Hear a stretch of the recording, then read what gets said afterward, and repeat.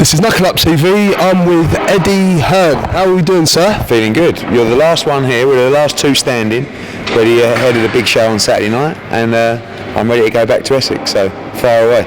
Right, okay, let's touch on Saturday. How's tickets going? Here's good, yeah, we'll have about 5,500 in, which is good. Yeah, we've got, this is our third show in Birmingham, so I'm excited. You know, Sam Eggington it's a great story, it's a great fight, good main event, and excited for the show. BROOK in a couple of weeks. How's that going? Tickets going well, actually. We've done about 7,500 already, which is good. BROOK's a big draw. Bizier is the mandatory. I know that there's other fights out there, but he's the guy we've got to take care of. Got Campbell against Sykes on the card as well for the Commonwealth title. Got Richard Towers against Dave Allen for the British heavyweight eliminator, which is a good fight as well. So yeah, everything's shaping up good. And then we've got Liverpool the week after for Callum Smith, and Rocky Fielding against Rabras, Cardle Dodd rematch. And then we've got AJ against Charles Martin the week after. So a nice run coming up over the next 6 weeks. Okay.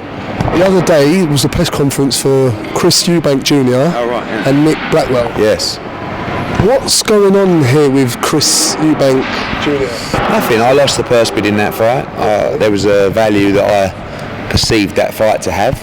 And we had one fight left on our deal, and that was that fight. So we had meetings and couldn't really come up with a solution or resolution, and let's say they're difficult to work with, but let's just say they're interesting to work with, and sometimes life's too short. I've got a big history with the family. My dad promoted him, and he was best man at his wedding, and I'm an admirer of Chris Eubanks as a fighter, but I've got my ideas. I like to think that I'm good at what I do, and I should do certain jobs, and then other things should be left aside. So. Do you think he should he's obviously in his career, he won the world title, went on, defended it about 20 times, obviously household name over here. Should you think someone else should look after the son's career, not the dad, and always him butting in all the time? Yeah, look, I think I'm not really interested in that aspect. I'm more interested in the guidance of the career commercially, and that's what I do.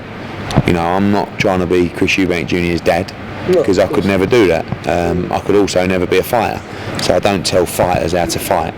I just know that I feel like I'm one of the best out there commercially, and from a promoting sense, I've got the best platform in Sky. I've got a natural model to move you into a pay-per-view fighter if you're big enough, good enough. But is the door still open? Yeah, I think so. But things have got to change, and I'm not sure they'll ever change. So it's just a case of, are you willing to put yourself through that kind of pain to work with these people? That's the question I ask myself. And has he been loyal to you, has he? Because obviously you gave him a chance to obviously come on the Sky platform. You signed him. I think he was going to 3 fights. 3 fights. Yeah, this was the last fight. They chose to fight Blackwell instead of fighting for the world title, which I was a bit disappointed in. But I don't. I'm not really big on he's done this, and I get on with my job. If it works for me and the business and Sky, we'll work with people. But there's a line, and I'm not sure whether I want to cross that line again. But we'll see. I think he's burnt candles at both ends. Yeah, I think he's burnt candles at every end. But that's you. There's always somewhere to go. Just might not be the right place. There's always people desperate to take. And listen, if we didn't have great fighters, if I was looking, I'm glad you clocked onto that. Good ears. Yeah. See, I think the dad, in my opinion, obviously because I've studied him for so many years, still thinks that he's going into the ring in a big world title fight. He definitely thinks he's the star. But he's a star, and he knows what he's not an idiot. Yeah. But there's certain things I want to be able to do what I do best. I don't want to be, I don't want to be anyone's lapdog. So I'll do what you say. Yeah. I work for you, but let me do what I'm good at, and that's all you ask. Your father was very loyal to him in the 90s. They're both loyal to each other, But obviously your dad invested a lot of money into him, bought him. Made a lot of money as well. But lost along the way. Sure. Made but lost. Yeah. But obviously for what he'd done, he walked away from your father in about 95 after the Steve Collins first fight. it's hard. It's a hard one to swallow when you've been loyal to someone for so long, and they go and do that. I don't really. These things don't really bother me. No. You know, and I'm not saying that it allows you to walk all over me. No. It's just that if it works for me and the business, you know, it's a bit like, you know, Oman. If it works for me, if it works for Sky, if it makes good business sense, we'll work with Eubanks again. Okay, but not right now. Just give it a. Well, they've got that fight, so who knows what's going to happen next? But do you think you come through that? Do you think is it a testing fight for him? Or yeah, I think because as well they don't know what they've been all over the place. They don't know whether they're fighting on the 26th. Where's Adam Booth?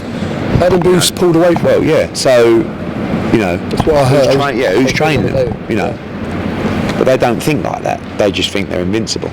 Yeah. The insulting part is the way he treats Ronnie Davis. I think Ronnie's a very lovely guy, a very lovely gentleman, but I feel that he hasn't sort of learned along the way. He's just there, and the son doesn't listen to him. And I think Adam Booth is a great trainer, good trainer. Adam won't put up with. He won't put up with. He doesn't need. He doesn't. It's a little bit similar to our position. Yeah. We don't need the money. We don't need the aggravation, and Adam's the same. But Adam rates him highly, but he'll want to do things his way. Adam is a great trainer. Let Adam be the trainer, not EUBANK, or you know, because he can't work like that. So when we both started out, me and Adam, with it, it was like, look, let's work at it. We know it's going to be tough, but we think this kid's got potential. But then it just, you know, you end up saying, I can't, you know, life's not about that. You know what I mean? It's like any job. You're in a 9 to 5 where continuously you're coming home miserable, you get home, you kick the cat, you're just unhappy with life. What's the point? Might as well stab screw yourself. money, go and work for charity or something. You know, so yeah, that's where we're at. All right, well, Mr. Eddie Hearn, it's lovely to see you, and I will see you on the weekend. All right, Knuckle-up TV right here. Cheers, mate. God bless.